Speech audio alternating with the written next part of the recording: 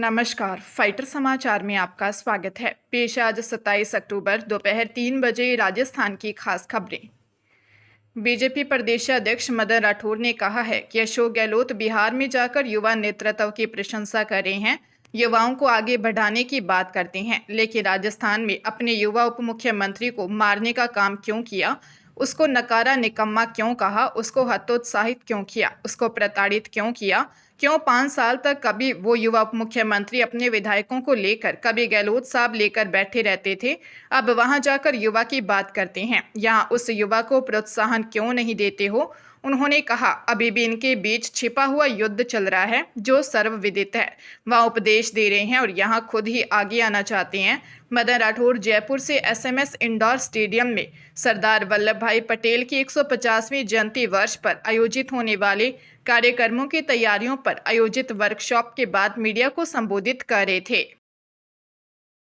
प्रदेश में कांग्रेस संगठन के लिहाज से 50 में से 48 जिला अध्यक्ष के चुनाव के लिए की जा रही कवायद तेजी से आगे बढ़ गई है। अब चूंकि ऑब्जर्वर्स की ओर से दिए गए नामों पर दिल्ली में पार्टी के राष्ट्रीय संगठन महासचिव के.सी. वेणुगोपाल के साथ नेता प्रतिपक्ष टीकाराम जूली और प्रदेशाध्यक्ष गोविंद सिंह डोटासरा के साथ मंथन कर लिया गया है। अब इन नामों के बीच से लोकसभा में नेता प्रतिपक्ष राहुल गांधी को अंतिम नाम तय करना है। इन नामों के अतिरिक्त भी ऐसे नाम भी जिलाध्यक्ष की सूची का हिस्सा हो सकते हैं जिन्होंने आवेदन किए ही नहीं। असल में टीम राहुल गांधी ने पिछले दिनों प्रदेश के जिलों के ऐसे नेताओं पर नजर रखी जो संगठन चलाने के लिहाज से मजबूत हो सकते हैं। उनकी सूची बनाकर राहुल गांधी को सौंपी थी। बताया जा रहा है कि इस सूची के साथ राहुल गांधी की ओर से टीम से इंटरनल चर्चा कर ली गई है। जयपुर के सत्तूकबा दुर्लभजी हॉस्पिटल में एक शव को लेकर हंगामा हो गया। दौसा निवासी 42 वर्षीय मृतक विक्रम मीणा के परिवार ने आरोप लगाया कि हॉस्पिटल बिल नहीं चुकाने के कारण शव नहीं दे रहा है। परिवार ने इसकी जानकारी मंत्री किरोड़ीलाल मीणा को दी। कृषि मंत्री हॉस्पिटल पहुंचे। इस दौरान परिवार ने हॉस्पिटल के खिलाफ नारेबाजी भी की। मंत्री के हॉस्पिटल प्रशासन से बात करने के बाद बॉडी परिवार को सौंप दी गई। मरीज के रिश्तेदार जगराम मीणा ने बताया कि दौसा 42 वर्षीय विक्रम मीणा का 13 अक्टूबर को बालाजी मोड़ महवा दौसा में एक्सीडेंट हो गया था। उसे दुर्लभ जी की इमरजेंसी में एडमिट करवाया था। हॉस्पिटल ने सरकारी योजना में भर्ती करने से इनकार कर दिया। 13 दिन में 8 लाख से ज्यादा का बिल बना दिया। वहीं किरोड़ी ने कहा, प्रदेश के निजी हॉस्पिटलों में आमजन को सरकारी योजनाओं का फायदा नहीं मिल रहा है। मैं स्वीकार करता हूं कि हमारी सरकार की कमजोरी मॉनिटरिंग है। देश के बैंकों में 65,000 करोड़ रुपए अनक्लेम्ड पड़े हैं, जिसे लेने के लिए 10 सालों में कोई नहीं आया। 1868 करोड़ रुपए प्रदेश के 65,75,000 खाता धारकों के हैं। ऐसे में बैंकों ने यह राशि रिजर्व बैंक ऑफ इंडिया के depositor education and awareness fund यानी DEAF में जमा करा दी। अब RBI के निर्देशों पर बैंकों को इन खाता धारकों की तलाश का जिम्मा सौंपा है ताकि यह रकम उन्हें या उनके परिजनों को लौटाई जा सके। इसके लिए केंद्र सरकार ने आपकी पूंजी आपका अधिकार अभियान शुरू किया है। इसके तहत बैंकों ने ऐसे खाता धारकों की तलाश शुरू कर दी है। उन्हें पत्र भेजकर, फोन करके या मैसेज भेजकर सूचना भिजवाई जा रही है। अधिकतम राशि वाले खाता धारकों से बैंक के कर्मचारी व्यक्तिगत मिलकर उनको राशि क्लेम करने की प्रक्रिया बताएंगे। जिस बैंक की शाखा में ऐसे ज्यादा खाता धारक हैं तो वहां पर एक विशेष काउंटर खोला जाएगा। झुंझुनू के मंडावा क्षेत्र में तेज गति से आ रही एक इनोवा कार के बेकाबू होकर पलटने से 2 युवकों की मौके पर मौत हो गई, जबकि 5 गंभीर घायल हो गए। हादसा तेतरा बस स्टैंड के पास हुआ। जानकारी के अनुसार मंडावा निवासी 7 युवक झुंझुनू में एक शादी समारोह में शामिल होकर अपनी इनोवा गाड़ी से वापस लौट रहे थे। प्रत्यक्षदर्शियों के अनुसार गाड़ी की गति बहुत तेज थी और तेतरा स्टैंड के पास पहुंचने पर गाड़ी बेकाबू हो गई और पलट गई।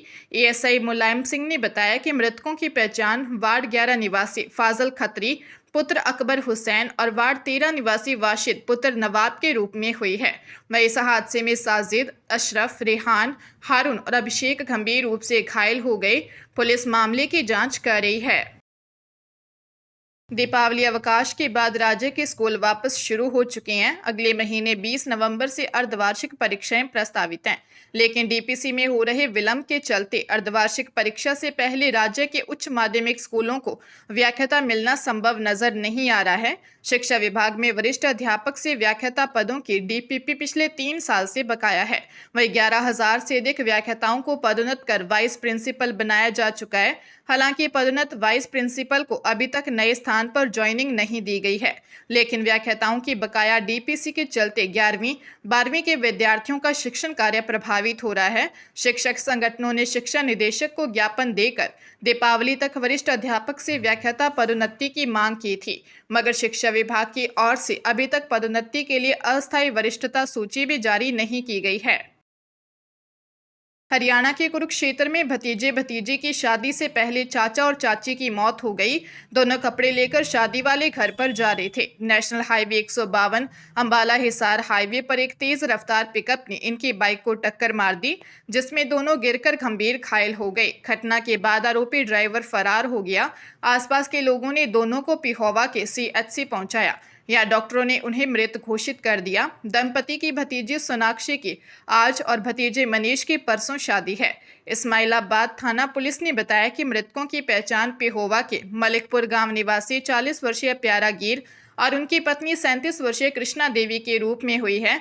इनके 2 बेटे हैं, जिनमें 15 वर्षीय रमन और 13 वर्षीय दमन शामिल है। प्यारा गिर मशरूम ठेकेदार थे। पुलिस ने गाड़ी नंबर के आधार पर केस दर्ज किया है। प्रदेश में एक बार फिर मौसम ने करवट ले ली है। पश्चिमी विक्षोभ के चलते अरब सागर और बंगाल की खाड़ी में बने सिस्टम के कारण अगले 2 दिनों तक प्रदेश के कई हिस्सों में तेज बारिश का दौर चलने की संभावना जताई है।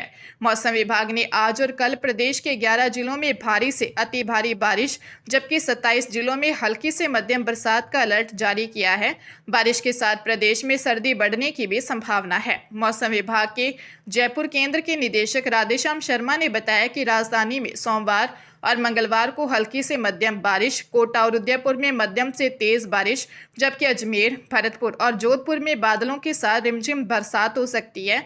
इन दिनों बादल छाए रहेंगे और तापमान में 3 से 4 डिग्री तक गिरावट दर्ज की जा सकती है। 29 और 30 अक्टूबर को भी दक्षिणी जिलों में हल्की बारिश के दौर चलने की संभावना है।